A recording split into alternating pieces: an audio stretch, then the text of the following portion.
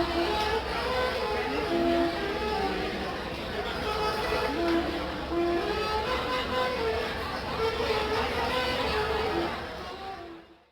New Orleans, statue of Andrew Jackson, 7th president of the United States, hero of the Battle of New Orleans, most famous for the $20 bill of the St. Louis Cathedral. Behind him, it's been around for over 200 years. That building right there was completed in 1794.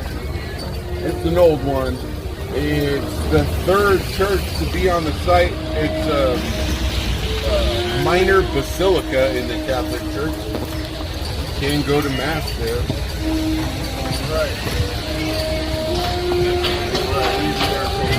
Was the inspiration for the Disney castle as well, by proxy. Right.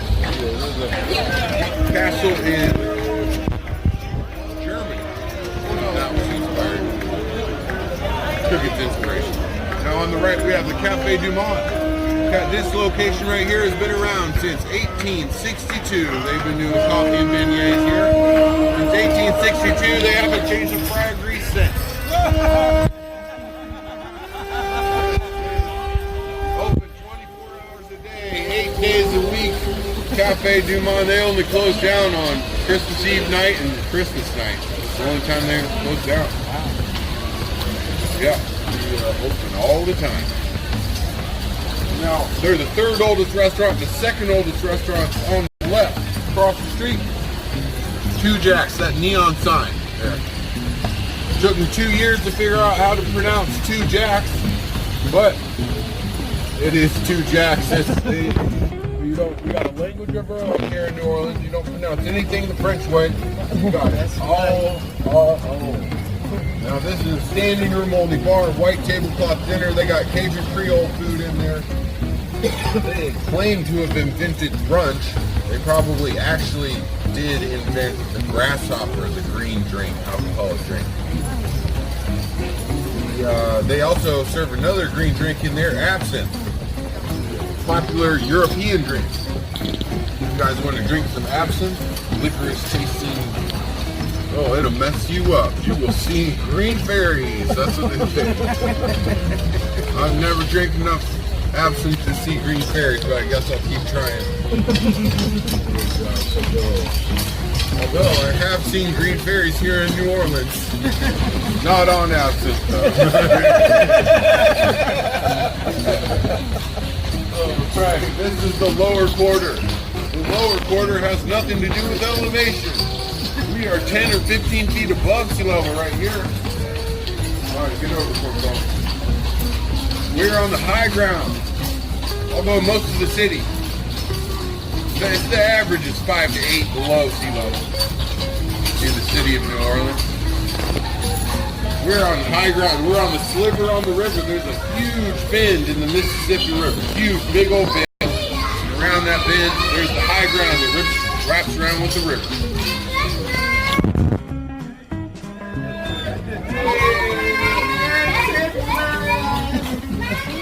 The high ground wraps around with the river. It creates a crescent with that big bend. That's why we're called the Crescent City. Crescent City. We're also the Big Easy 1803.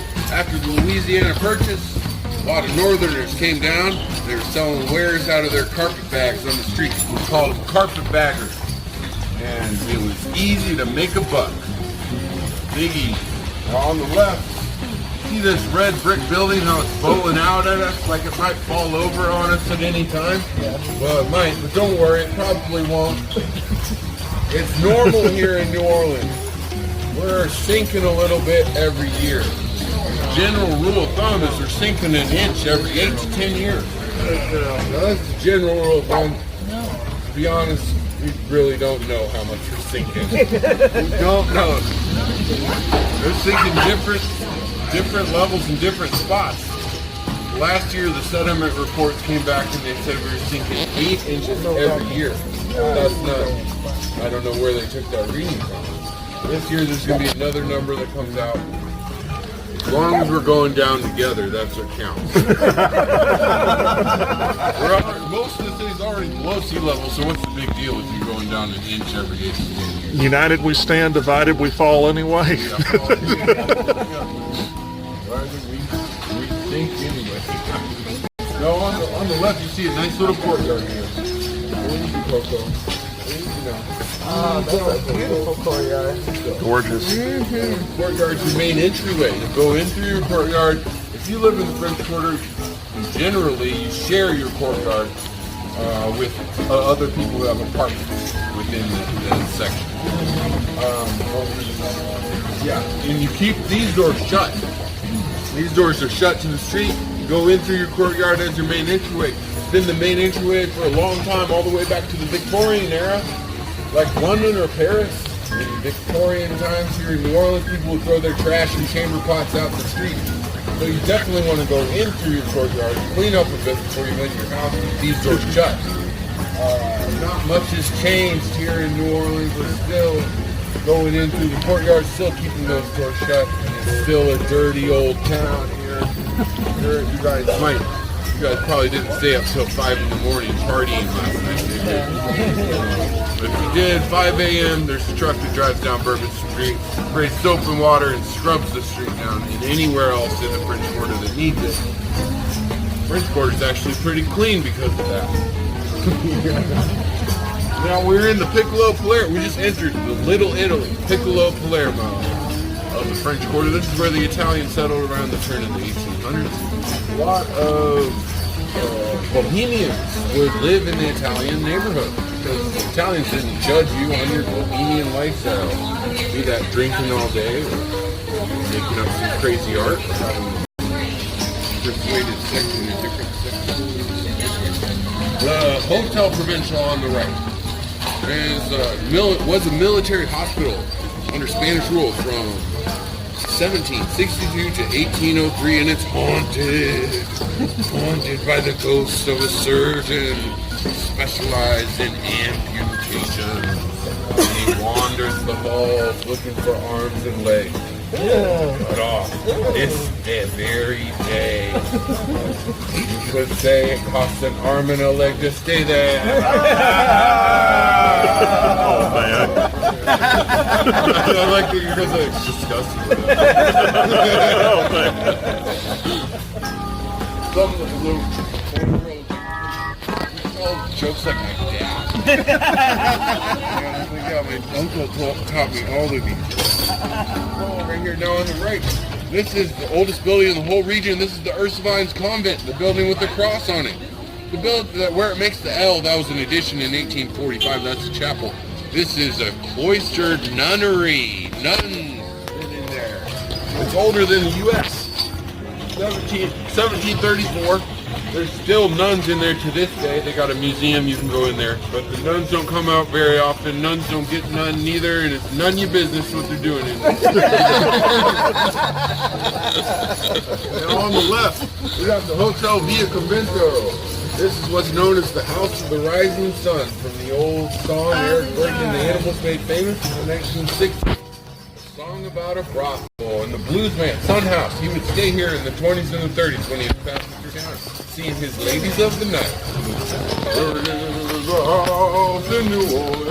The ruin of many poor young boys. The Haunted Hotel, if y'all are familiar with the Axeman American Horror Story series, made famous. Yeah. This is where he committed his first murders of his 12-year career as a serial killer. In 1911, it was a grocery store, Italian grocery store, and he chiseled his way through those bottom panels. Yeah, they got the bottom panels below the windows. He would chisel through there and leave his chisel. That was his calling card. And he would go in there, and right in that building, he axed an Italian grocer and his wife to death in 1911. The first of his 12-year career as a serial killer. He was a bad man. We were real glad he disappeared after his 12 years. Oh, Coco. Some people thought he was part of the Italian mafia because his MO was to kill Italian grocers. He branched out later in his career. Now, believe it or not, on the right, this building on the right is a parking garage. Trust me, it is a parking garage. It doesn't look like it because of the Vieux Carré Commission. They make sure you cannot change anything on the outside of these buildings unless you go through City Hall. You gotta go through the Vieux Carré Commission in City Hall. You can do whatever you want on the inside of the building, but you gotta make sure it stays historically accurate. Well, they make sure it stays resort to this. You cannot do any changes to the outside of your own house unless you get it approved through City Hall, even down to the color of the paint you choose for your own house. Now, but you know that getting into it, if you're going to be living in the French Quarter. These places could go for $1 million or $2 million, depending on how big they are nowadays. Now, on the right upstairs, you see that balcony up there? There's a balcony, big whoop, right? I don't need to tell you that, but right next door, these are gallery poles that hold up the gallery up top. It's a minute difference between the balcony and the gallery, but the gallery comes from the French word, and it's a little more support structure there. So when you have a big party during Mardi Gras, it gets overloaded. They'll grease these poles up before Mardi Gras. The annual greasing up poles is a big joke. See who can climb up to the top and watch them slide down. Now it's mostly a joke. Some bars still will grease the poles up in front of their bar before Mardi Gras. We are about to cross over Bourbon Street right here. You can tell if someone tore the sign down. There's no bars on this corner. This is, but we're going to loop around. We'll see the last bar on Bourbon Street. It's the oldest bar in North America. This is the lower quarter. It's much more residential, much more scenic. A lot of the older buildings are back here. We've just entered into what everybody calls the old town, old city.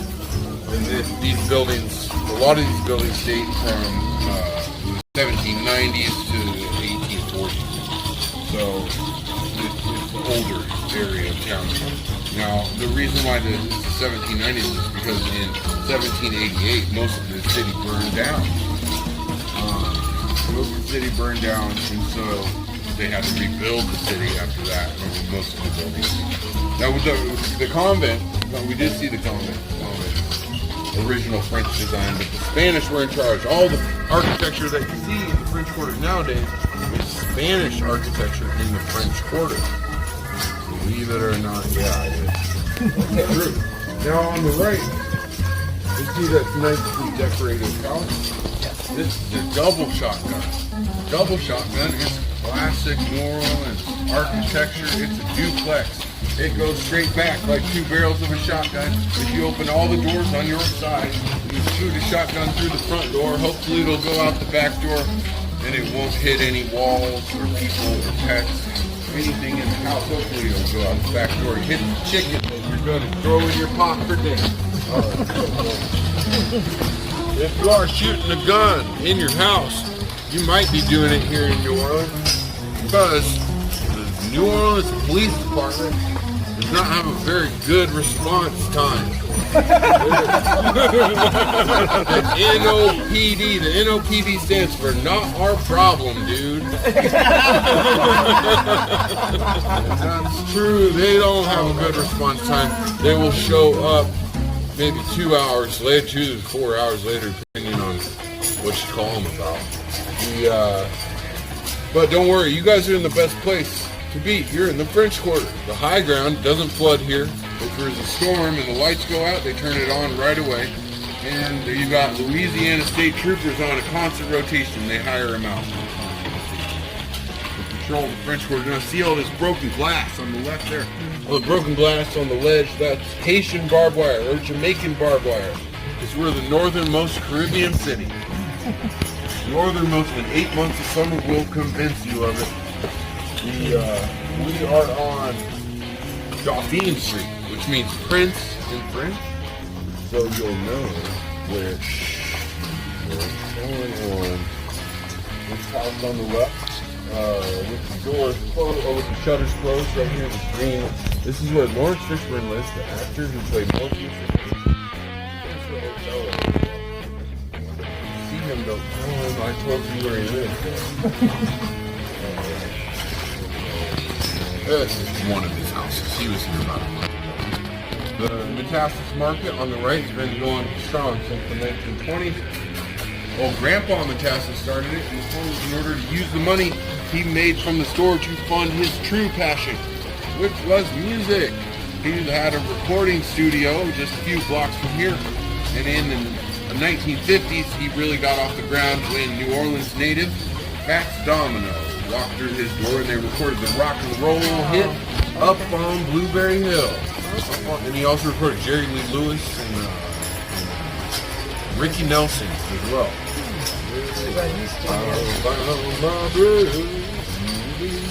Yeah, not haunted. Not haunted. There are a lot of places for Not sale. haunted. Yeah. Lot of sale. A lot of places for sale. This is a single shotgun, the yellow one. Single shotgun, short in the front, long in the back, just like a mullet. I used to live in a single shotgun. Just moved into a double shotgun. A little nicer neighborhood. It's not as nice because you have somebody on the other side of the wall, but I'll take it. Now, the Pirate Brothers, Pierre and Jean Lafitte, they were bad boys. They were rogues. And Pirate Brothers, Pierre and Jean Lafitte, they got hired by Andrew Jackson to help defeat the British in the decisive battle of the War of 1812, the Battle of New Orleans. On the right, this was their hideout. This is the last bar in Bourbon Street. It's the oldest bar in North America. This is the pirate hideout. Pirate Brothers, Pierre and Jean Lafitte, they come in off the boat. They would drink and cuss and fight. Oh, right there. Like pirates like to do. Oh, right there. Right there. They would melt down their plunder in here. It was a tin shop for a while, so it had all the fixings for melting down your silver and gold. They would party till the little pirates up in the tent.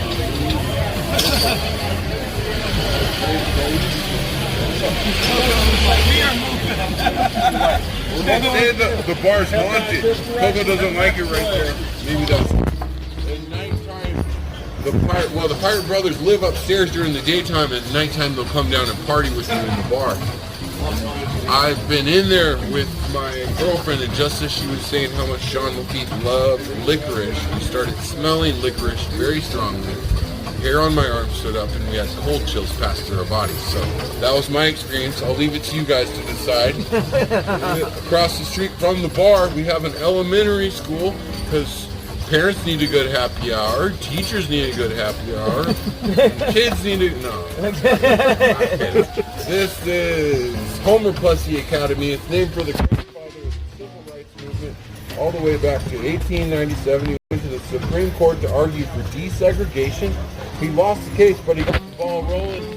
He is buried over in St. Louis Cemetery #1, just a few blocks away. There's a few famous people who've gone to the school right here. The writer, Truman Capote, talk show host Ellen DeGeneres, workout guru Richard Simmons, musician Lenny Kravitz, and the bad apple in the bunch, Lee Harvey Oswald, went to this school. They had to go to school somewhere.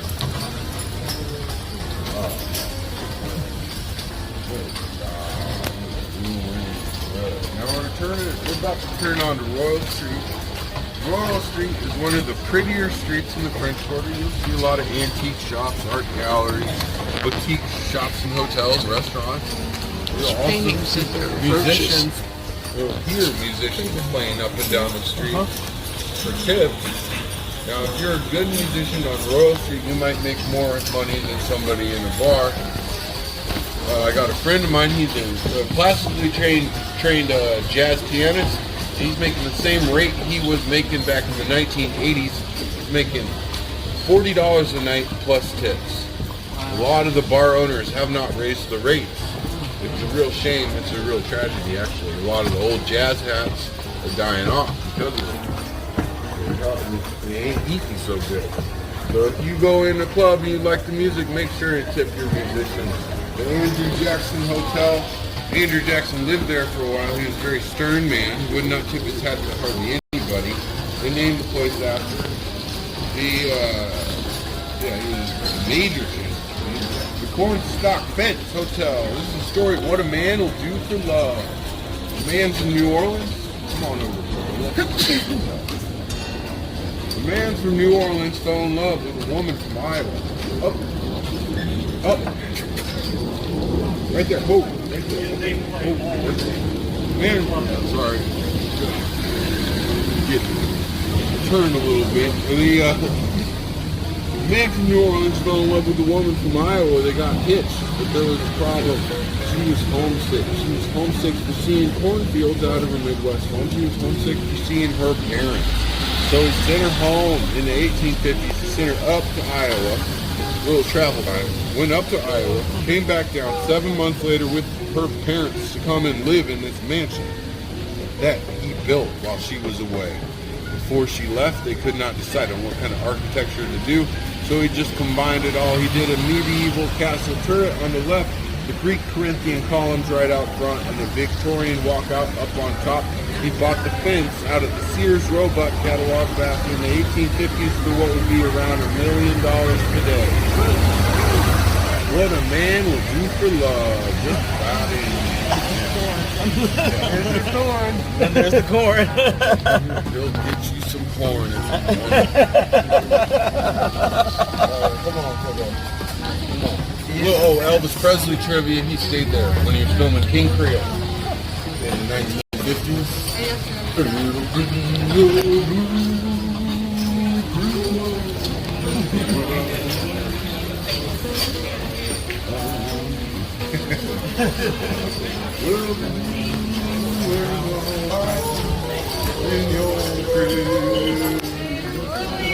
Square that way.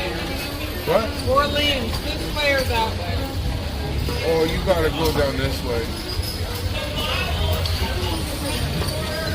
Now these next 2 blocks on Royal Street were used for all the outside film scenes for Interview with a Vampire. The Brad Pitt and Tom Cruise movie from the 90s. And the writer of the story, Anne Rice, she lives uptown. And I live uptown, upstream on the river that way. I live uptown too, but not in her neighborhood. She lives close to John Goodman and Sandra Bullock. Now on the right, we have Craig Tracy Art Gallery. Craig Tracy's real popular. He's got the cable TV show Skin Wars. Real popular these days. He will paint on your body personally if you want him to. It only costs $10,000 this year, that's all. Yeah, last year it was $3,000. This year it's $10,000. Get a little more popular. Yeah, this is the original downtown. The French Quarter is the original downtown. It's downstream on the river this way. That's why people call the tall building downtown. It's CBD, Central Business District. Because it's upstream. On the left, you see where the building isn't. The building fell down in 2012. They cleared it out. They found human bones in there. That's why the University of New Orleans sign is archaeological dig. Those bones dated back to the 1730s. It is not uncommon to find human bones if you're digging in the French Quarter. In fact, in that back corner where Lord Fishburne lived, there's a 4-block radius where he went right over the original cemetery in New Orleans. It was called St. Peter's Cemetery. In the 1720s and the 1750s, they buried people in the ground. And then it would rain and their coffins would come back up. And then they'd make people stand on it, sink them back down. Some of them stayed down, some of them came back up. They gave up in the 1750s. And they started above ground cemetery, St. Louis Cemetery #1, which is unique to New Orleans, unique to the Caribbean islands as well. You got that. You got the second line as well. The second line is the tradition of the Caribbean islands that we share here in New Orleans. The second line is the party of people. The first line is the band, the jazz band you rent out for your own private parade. And then the second line is the party of people that goes behind all of the parade route. And you do it for weddings, you do it for funerals. For the funeral, you go somber to the graveyard, away from the graveyard, you go singing and dancing, celebrating the person's life. Now on the left is Muriel's. Muriel's is a fine dining place. It's Harry Antoine. He died in the house in 1840. He he was a Creole gentleman, like most Creole gentlemen. He liked drinking and gambling. And one day he was drinking and gambling all day long. And he lost all his money. He thought it was a good idea to bet his house here to get his money back. It was not a good idea. He lost his money. He lost his money. He lost his house. He lost his life. He went up to the second story and he hung himself. If you guys want to sit with him, you can. Oh, these people did. They paid extra. You through these double doors, you can pay extra and sit at his table. They set this table out for him because in the 90s, Muriel took over and he was breaking a lot of plates. And this setting this table out made him feel more at home, like it was his party again, like it was his house again. Well, let the people in the back see Coco. In the back, now, every night they set out a glass of wine and some French bread for him, and they say, disappear. You know, if I was a cook, I would help make that wine disappear too. If I was a server, I'd probably make it disappear on the job. Most of your servers do here in New Orleans.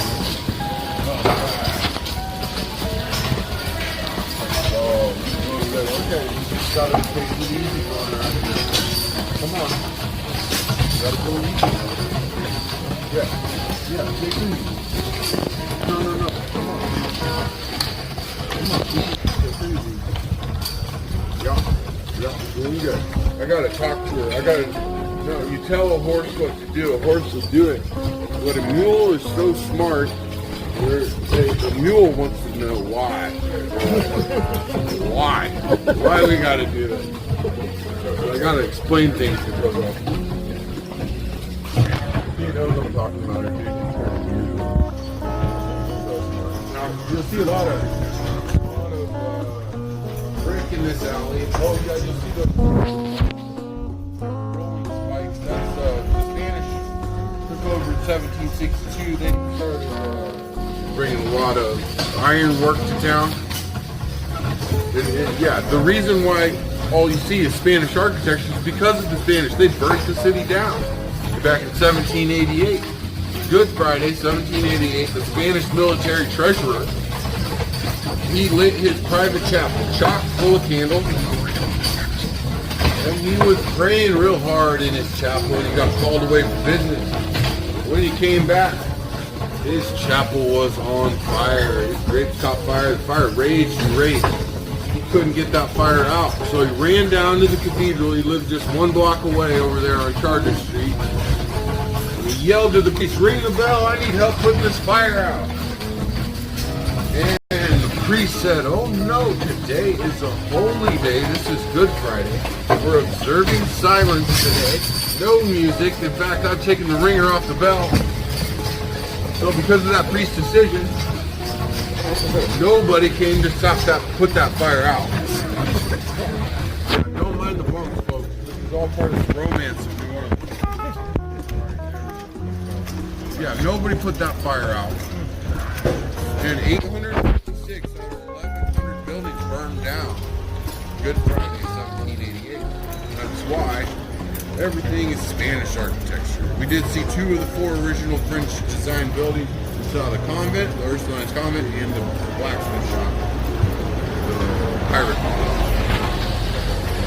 But now up there's on the right hand side, you see that ironwork up on the second story on the right hand side. You see the fancy ironwork. Within it, you might make out